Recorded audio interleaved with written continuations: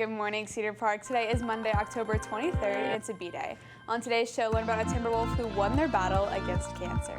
Also, tomorrow is PSAT and Summit Day. You have everything you need to know to be prepared. Plus, girls basketball gives back with their annual Hoop Fest, and we have the details.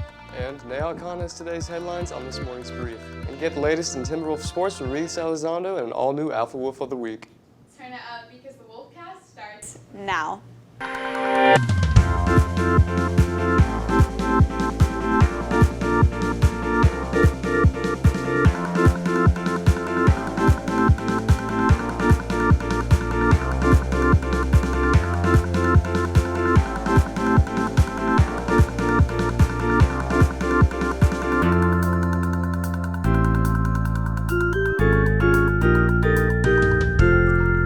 Cedar Park, and happy Monday. I'm Kira Cox with Reed Cummins and Kason Johnson in for Lulu Lynch. Tomorrow is PSAT Day for 10th and 11th grade students and Summit Day for freshmen and seniors. The PSAT offers students a chance to practice for the SAT and to qualify for a National Merit Scholarship. The scholarship can offer about $2,500 towards students' freshman year of college. PSAT can be taken up to 3 times during high school. Dean of Instruction Jennifer Coleman explains more. This year's PSAT is going to look different for students. It will be the first year that it will be digital. The exam will be 2 hours of testing time. Everything is online.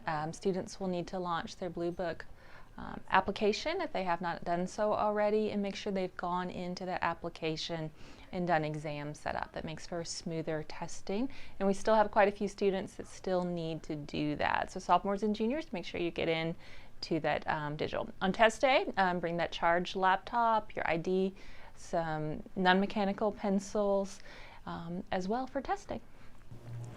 This is the first year that the PSAT will be taken digitally, so here's what you need to know to be prepared for tomorrow morning.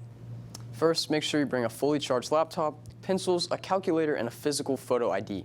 You can also bring snacks and water for the breaks. And for the 10th and 11th graders, if you haven't already done so yet, you'll need to make sure you've downloaded the Blue Book app on your laptop you'll be using for test day. Students are allowed to use either an LASD device or their personal laptop. Tablets and phones are not permitted to use for the exam. Once you've gotten your Blue Book on your laptop, make sure to open it up, get logged in, and test it out. If you've tried launching Blue Book and are still having issues, please go by the library before tomorrow for help. Another important tip is to restart your device before tomorrow to allow for any updates to kick in. On the morning of the exam, don't forget your photo ID, a charged laptop, and a charger. There are postings in the hall with room assignments. 10th and 11th grade students should report to their exam room by 8 a.m.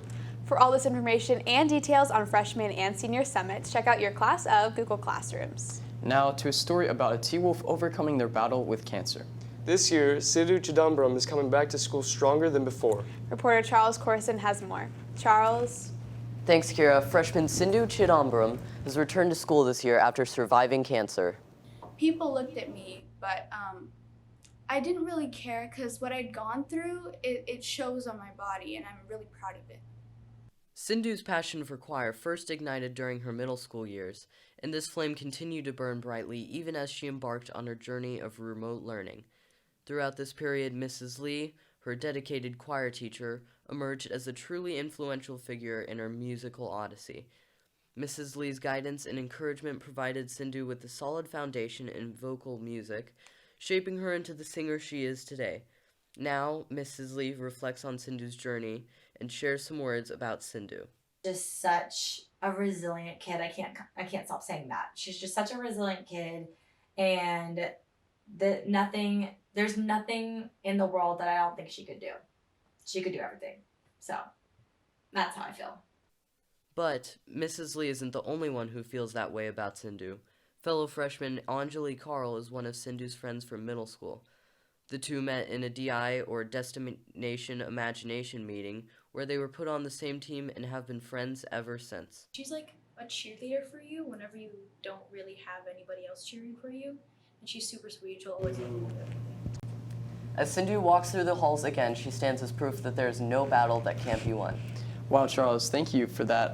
How did her diagnosis affect her learning throughout school? Yeah, so during middle school, she had to go to remote learning, and I feel like that definitely sucked because, like, you know, she just came back from COVID, and then, like, she has to go back to remote learning. So, like, Mrs. Lee was actually, like, one of her remote learning teachers, so.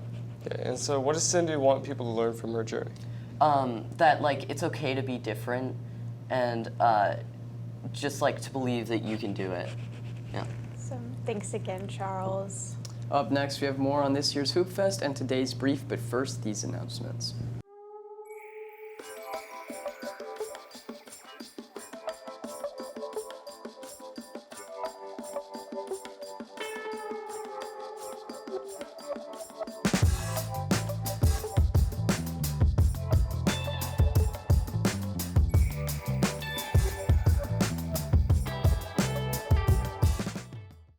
The Lady T-Wolves basketball team is done with their Hoop Fest fundraiser.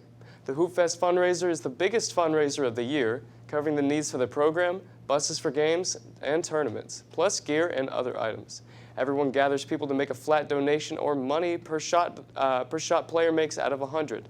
The best part of the fundraiser is that the open practice on Saturday, then the barbecue with players, parents, and the community. It kicks off the girls' basketball season with the right foot.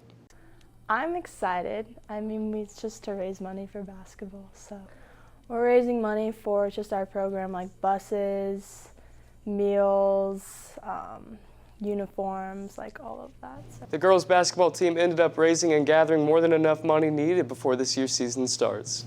Now let's head over to Neha Khan with this morning's headline and today's brief. Neha. Thanks, Kira. First, Nashville police are searching for suspect who was accused of shooting 2 suburban police officers. 38-year-old John Drake Jr., the son of Metro Nashville Police Chief, has been confirmed as the suspect of the shooting. The altercation happened on a Saturday night in the Laverne suburb. One of the officers was released Saturday evening while the other is in a stable condition but still in the hospital. There's a reward for $2,500 for any information that will lead to Drake's arrest. Next, a new sporting goods store complete with a Ferris wheel and an aquarium is scheduled to open in Cedar Park in 2026. The sporting goods store Shields will have boutiques, specialty shops, and more than 1 million inventory pieces. The store, which will be around 240,000 square feet, will have a Ferris wheel around 65 feet and a 16,000-gallon aquarium. The store will include a candy shop, a wildlife mountain, multiple sports simulators, and a restaurant. Having over 500 employees, Shields is set to break ground in 2024. And there has been record-breaking travel at the Austin airport following the F1 race. At the Austin Bergstrom International Airport, the officials have recorded more than 45,000 travelers that will be departing from Austin on Monday, with more than 32,000 expected to depart the following Sunday. Travelers should expect long lines at security checkpoints as well as ticket counters. The airport officials are encouraging travelers to plan ahead when considering traveling through an airline, asking them to arrive 2 to 3 hours before departure. Finally, Martin Scorsese's latest film, Killers of the Flower Moon, has had the best box opening since his 2010 film Shutter Island. Based on the book by David Grand, the film depicts how the FBI investigates a series of attacks against the Osage Native American tribe that were found murdered after oil had been found on their land. The movie has earned second, placing it behind Taylor Swift's Eras Tour. The film has been successful despite media coverage of Taylor Swift's concert and the SAG-AFTRA strike.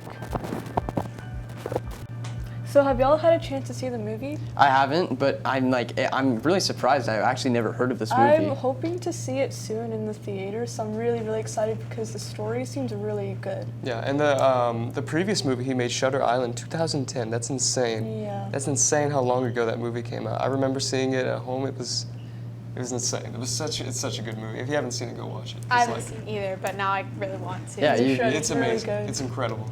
Thanks, Neha. Up next, an all-new sports report, plus our new Alpha Wolf Athlete of the Week.